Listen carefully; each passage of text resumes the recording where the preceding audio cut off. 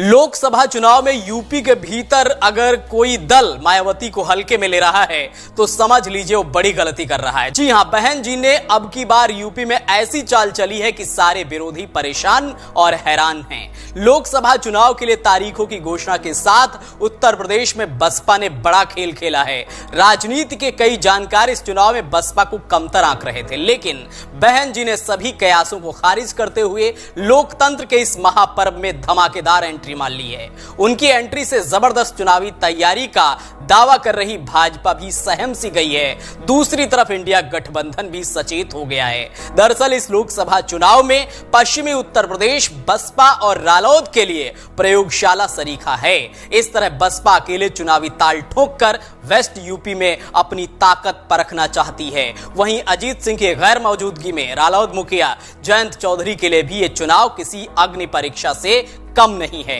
जाट, त्यागी, मुस्लिम, गुर्जर और ओबीसी से प्रत्याशी उतारकर बसपा सुप्रीमो मायावती पश्चिम में 2007 का प्रयोग दोहराती नजर आ रही हैं। वह इसी प्रयोग के सहारे 2007 में अपने दम पर यूपी की सत्ता पर काबिज हुई थी। चुनावी पगडंडी पर अब तक उदासीन से दिखाई दे रहे हाथी की चाल ने सियासी गलियारे में हलचल मचा दी है।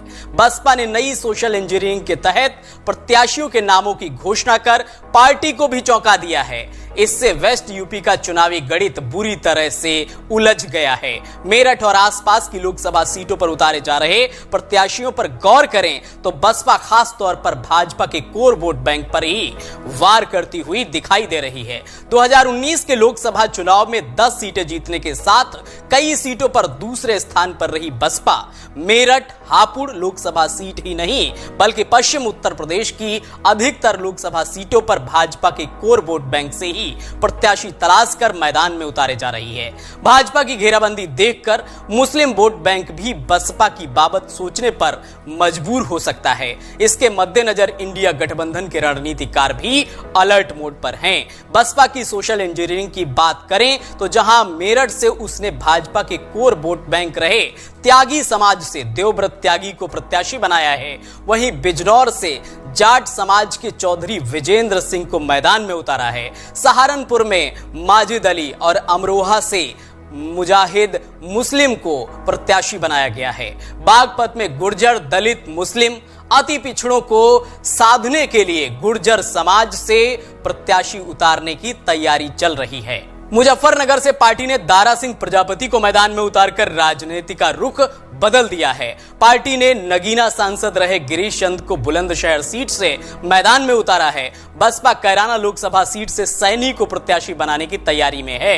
कुल मिलाकर बसपा ने एससी, मुस्लिम, जाट, सैनी, प्रजापति, त्यागी, गुर्जर जाति के प्रत्याशी चुनाव मैदान में उतारकर बड़े वोट बैंक में सेंध लगाने की तैयारी कर ली है। वेस्ट यूपी में रालोद की सियासत की भी अग्नि परीक्षा हो रही है। चौधरी चरण सिंह की विरासत संभालने वाले चौधरी अजीत सिंह अब इस दुनिया में नहीं हैं।